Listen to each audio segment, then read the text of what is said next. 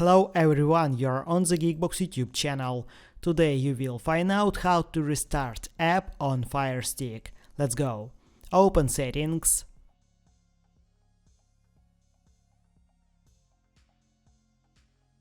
Applications. Manage installed applications. Choose App.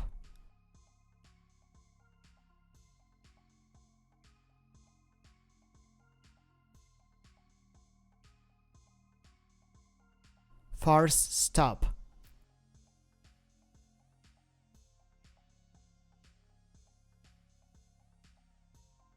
Clear cache. Open app again.